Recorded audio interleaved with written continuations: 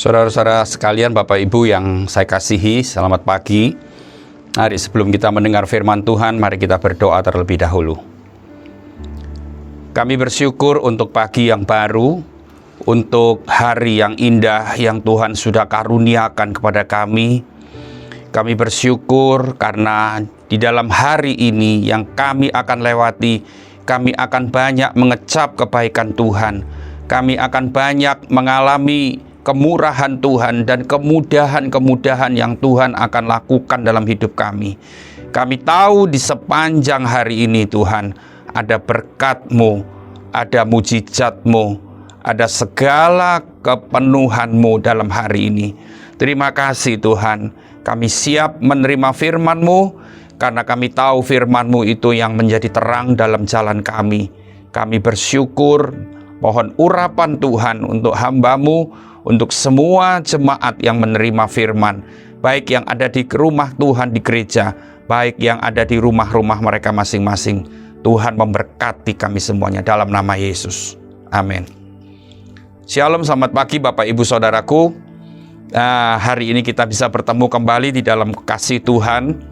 Dan pembacaan kita hari ini adalah di dalam kitab Mazmur 65, 66, 67 sampai 68 ayat 1 sampai 19.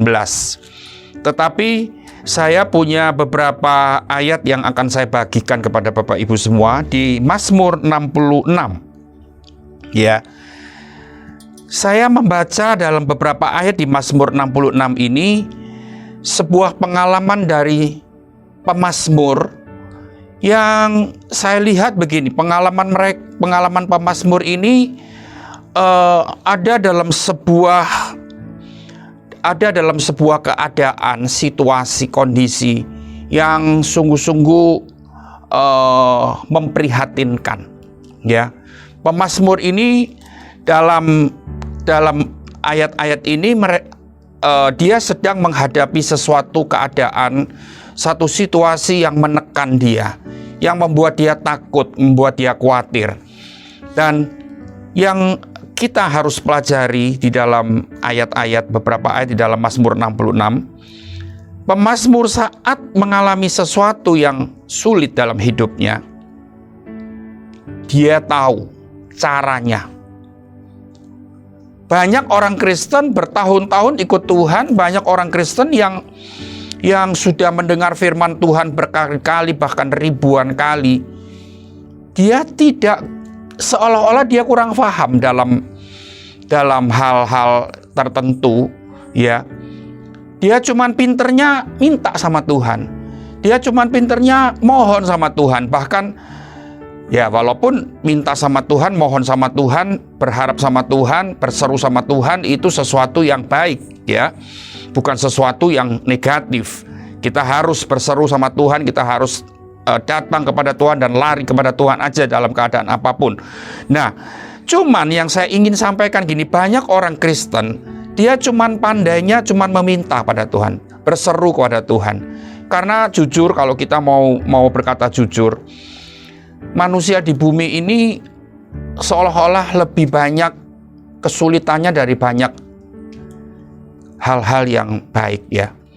Lebih banyak ngalami masalah daripada ngalami sesuatu yang lancar, ya. Beberapa orang itu mengatakan hal yang sama. Kok lebih banyak masalah ya Pak daripada ndaknya, gitu kan. Lebih banyak jalan-jalan yang sulit yang kami harus lewati daripada jalan-jalan yang rata. Nah, hari ini kita akan tahu bahwa jawabannya ada di dalam kitab Mazmur 66 ayat yang ke-16. Mazmur 66 ayat 16 berkata begini, "Marilah, dengarlah hai kamu sekalian yang takut akan Allah. Aku hendak menceritakan apa yang dilakukannya terhadap diriku." Nah, saudara, tadi kan saya bilang di awal khotbah saya bahwa pemazmur ini sedang menghadapi sesuatu keadaan yang sulit, sesuatu keadaan yang menekan, dan dia merasa tertekan. Dia merasa bahwa ada satu ancaman yang sedang mengancam jiwanya. Tapi dia bilang begini, "Marilah, dengarlah hai kamu sekalian yang takut akan Allah." Saudara, ayat ini, kalimat ini menandakan bahwa sebelum dia menceritakan, ya, sebelum dia menyampaikan doa-doa permohonannya pada Tuhan, dia tahu sebelum itu dia harus menjadi seorang pribadi yang takut akan Tuhan, takut akan Allah. Dan dia sudah mengalami itu. Pemazmur ini mengalami satu keadaan di mana dia setiap hari, setiap saat, dia membiasakan dirinya, membiasakan gaya hidupnya, membiasakan hari-hari dalam hidupnya. Dia selalu menjaga langkah-langkahnya dan dia selalu menjadi orang yang takut akan Allah. Ini perlu digarisbawahi. Sehingga ketika dia sudah mengalami kehidupan yang seperti itu, dia mengajak rekan-rekannya, dia mengajak saudara-saudaranya, dia mengajak siapa saja, dan termasuk hari ini orang-orang yang takut akan Allah. Dia merasa seperti dia alami. Ayo, tak ceritani hal-hal yang dilakukan Allah terhadap aku. Ternyata kalau kita lihat ayat-ayat berikutnya, apa yang dialami oleh orang yang membiasakan diri takut akan Allah. Sebelum saya membaca ayat yang ke-17, saya memberikan penjelasan sedikit. Bapak Ibu, kita orang Kristen tentunya sudah sangat familiar dengan kalimat takut akan Tuhan, takut akan Allah, dan sebagainya. Itu bahkan menjadi doa bagi anak-anak kita mungkin. Kita memiliki doa untuk keturunan kita menjadi keturunan yang takut akan Tuhan, takut akan Allah. Tapi saya ingin menyinggung sedikit apa arti takut akan Tuhan, takut akan Allah. Takut akan Tuhan, takut akan Allah itu bukan kita nih tidak berani menghadapi Tuhan, berhadapan dengan Tuhan. Kalau seorang yang punya salah, dia dipanggil oleh orang itu, orang yang dia maksudnya saya misalkan, saya melakukan sebuah kesalahan dan saya dipanggil oleh pimpinan saya, dipanggil oleh bos saya pasti takut. Betul nggak? Ketika nama saya dipanggil untuk masuk ke kantornya dia atau ke ruangannya dia, saya akan gemeter. Karena apa? Karena saya melakukan kesalahan, saya melakukan sebuah pelanggaran. Bapak Ibu semuanya, takut akan Tuhan itu bukan artinya kita berhadapan dengan Tuhan itu merasa takut, tidak berani. Kita mendekat kepada Tuhan itu kita merasa aduh tidak layak. Bukan begitu.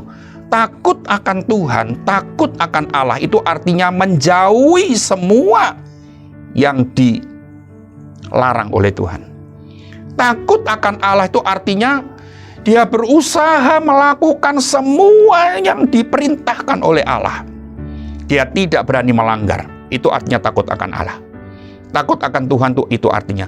Jadi kalau saya tahu perintah Tuhan itu nomor 1 ini, misalkan jangan sombong, gitu kan? Saya harus menjauhi kesombongan hati. Banyak godaan yang membuat saya sombong, tapi saya tahu kesombongan ini dilarang oleh Tuhan, dibenci oleh Tuhan. Saya jauhi. Ya. Saya tidak menikmati segala pujian orang, saya tidak menikmati segala sanjungan orang dengan bermegah diri, akibatnya saya sombong. Saya tahu saya harus menjauhi kesombongan karena itu perintah Tuhan, perintah Allah. Misalkan, yang kedua, saya harus perintah Allah, jaga kekudusanmu. Sebagai seorang hamba Tuhan, sebagai seorang pria, sebagai seorang laki-laki yang ada hidup di zaman ini, kamu harus jaga kekudusan. Jangan bermain-main dengan dosa. Dosa kenajisan, dosa percabulan, dan semuanya itu. Dan saya tahu itu perintah Tuhan. Saya harus lakukan. Saya harus menjauhi. Banyak godaan. Saya berkata jujur kepada Bapak Ibu. Sampai hari ini selalu ada godaan yang ingin menggoda saya untuk saya jatuh ke dalam dosa perzinahan, dosa percabulan, dosa kenajisan. Tapi saya tahu itu harus saya jauhi. Saya tidak boleh melanggar karena saya mau jadi orang yang takut akan Allah, takut akan Tuhan. Itu loh artinya takut akan Tuhan. Bukan takut akan Tuhan, memanggil nama Tuhan tidak berani, dan sebagainya. Bukan itu caranya, bukan itu artinya. Jadi saudara ngerti ya, paham ya? takut akan Tuhan, mudah. Menjauhi yang dilarang, melakukan yang diperintahkan. Itu aja. Bapak Ibu, apa sih kalau manusia, banyak orang Kristen selalu jatuh dalam dosa, selalu jatuh dalam dosa. Kenapa? Karena sebetulnya dia tahu ini tidak boleh dilakukan. Tapi hawa nafsunya yang berkata, lakukan saja. Lakukan saja. Kita kan jadi orang Kristen seringnya begini. Yang diperintahkan kita jauhi. Yang dilarang kita lakukan. Sebaliknya kan. Nah, ini namanya orang yang tidak takut akan Tuhan. Ya. Orang yang tidak takut akan Tuhan itu seperti itu. Di dunia semua orang pasti akan mengalami godaan. Siapapun di dunia pasti mengalami godaan. Tetapi walaupun kita mengalami godaan, bukan artinya kita bisa mengabaikan perintah Tuhan yang melarang kita untuk melakukan hal-hal yang tidak benar. Ya. Sekarang saya akan baca di dalam Mazmur 66 ayat yang ke-17. Pemazmur bilang begini, kepada Allah aku telah berseru dengan mulutku. Kini dengan lidahku aku menyanyikan pujian. Wow, ini artinya begini Bapak Ibu. Ayat 17 ini, pemazmur ini dengan mulutnya dia berseru. Berseru itu artinya apa? Minta sesuatu, mohon perlindungan Tuhan, dilepaskan dari ancaman, dibebaskan dari segala orang-orang yang mau menjatuhkan dia, membunuh dia. Dengan mulutnya dia berseru, tetapi dia bilang gini, kini setelah dia berseru dengan mulutnya, karena kesusahan hidupnya, karena situasi yang buruk, karena suasana yang mencekam dan mengancam dia, maka dia bilang gini, kini dengan lidahku aku menyanyikan pujian. Artinya gini loh, orang yang takut akan Tuhan, yang membiasakan dirinya, hidupnya tuh takut akan Tuhan, bukan artinya gini, kalau kita lagi butuh pertolongan, kita jadi takut akan Tuhan. Iya toh, Tuhan bilang kamu harus berlaku jujur. Seringkali kita melanggar, kita tidak jujur dengan uang, kita tidak jujur dengan kata-kata, kita nggak jujur dengan janji-janji, ya kan? Kita nggak jujur dengan milik Tuhan, ya kan? Tapi saat kita membutuhkan pertolongan, kita seolah-olah jujur, kita tidak berani bohong, kita tidak berani ambil uang Tuhan, kita tidak berani ambil uang orang lain yang bukan milik kita. Ya, kita seolah-olah kita berhati-hati dengan mulut kita, kita tepati semua janji kita, seolah-olah gitu. Bukan itu artinya. Saya ingin sampaikan gini, bukan ketika engkau membutuhkan pertolongan, engkau baru jadi orang yang takut akan Tuhan, itu tidak ada artinya. Tapi dengar, setiap hari, setiap saat, setiap jam, setiap menit, engkau harus jadi orang yang punya gaya hidup takut akan Tuhan, melakukan yang diperintahkan, menjauhi yang dilarang oleh Tuhan. Itu aja. Dan kalau orang seperti itu berseru minta tolong, firman Tuhan bilang, kini dengan lidahku aku memuji engkau. Artinya gini, dia minta sesuatu sama Tuhan, dan Tuhan di surga melihat bahwa ada anaknya yang biasanya hidup saleh, hidup takut akan Tuhan. Dia menjauhi yang jahat, dia memperdulikan benar-benar perintah-perintah Tuhan. Akibatnya apa? Orang yang seperti itu ketika dia berseru, Tuhan bilang, malaikat bantu orang itu, malaikat kirimkan berkat untuk orang itu, malaikat turunkan pertolongan untuk orang itu, angkat hidupnya. Bapak Ibu, jangan main-main loh dengan hidup ini. Ya, kita kadang-kadang bermain-main, pikirnya kita masih muda, pikirnya kita masih ganteng lah, pikirnya kita masih kaya, kita masih kuat, kita masih berkuasa, kita bisa melakukan apapun. Di dunia ini tidak bisa apa-apa tanpa Tuhan, seharusnya kita mengakui itu.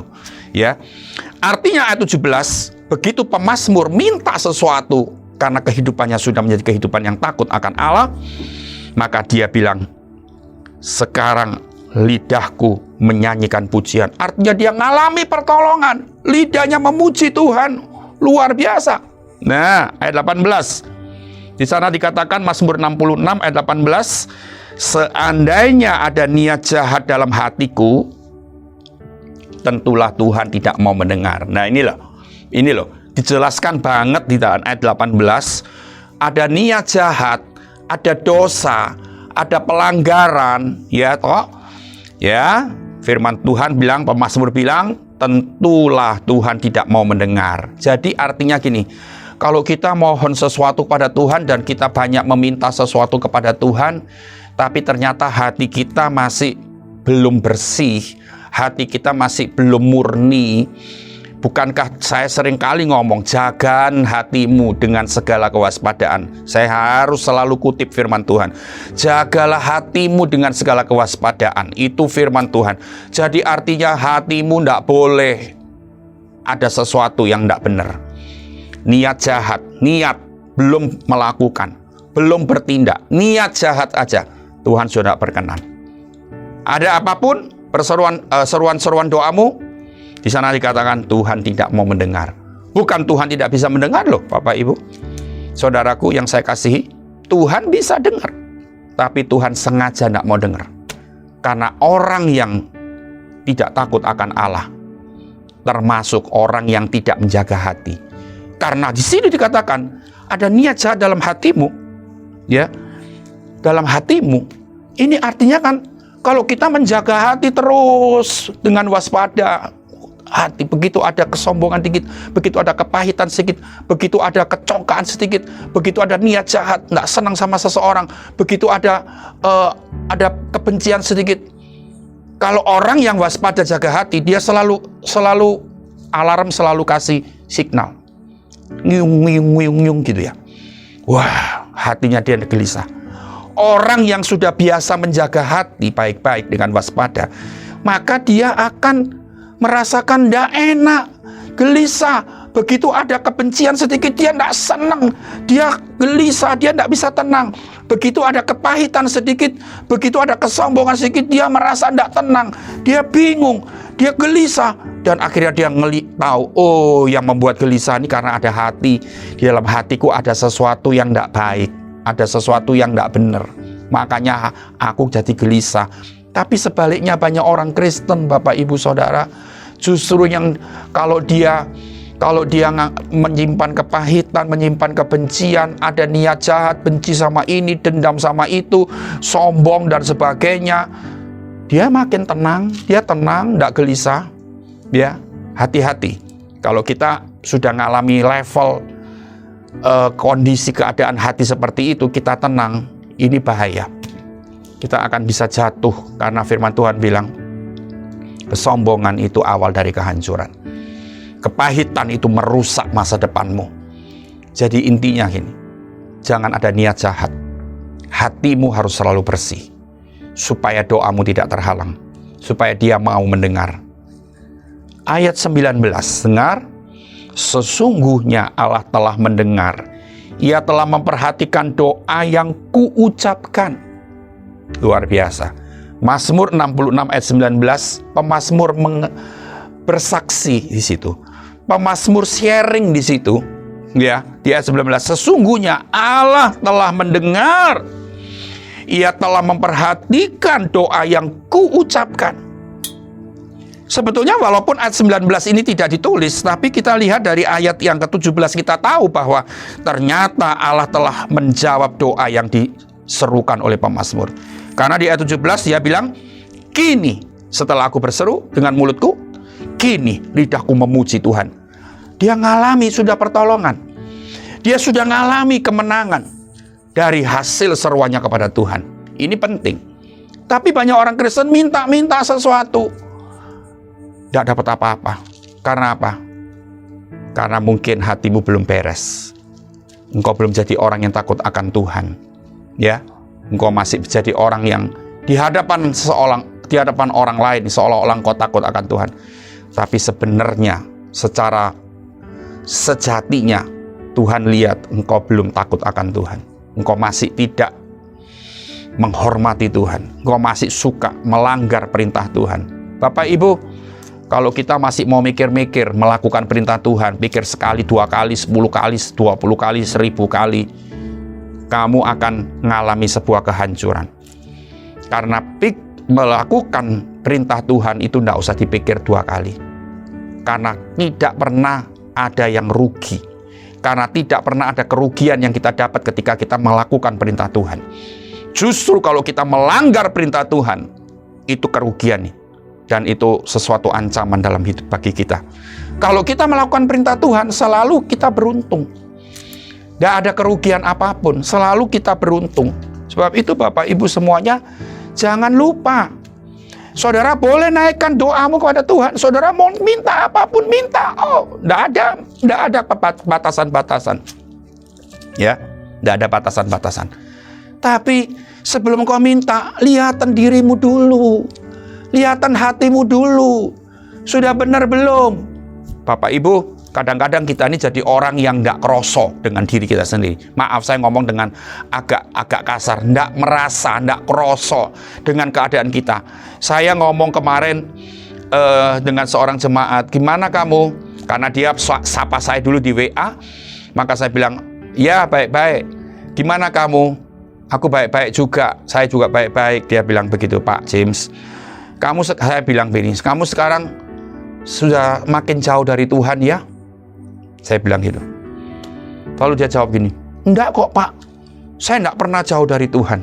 Saya bilang begini, lawang ibadahmu aja belum tentu kok. Seminggu sekali sekarang aja belum. Sekarang ibadahmu seminggu sekali aja belum tentu kok kamu bilang enggak jauh dari Tuhan. Saudara tahu, dia bilang online di rumah. Tapi dia ternyata saya tahu bahwa dia punya kesibukan terus-menerus ngurusin anaknya yang kedua. Tidak sempat online pun tidak sempat.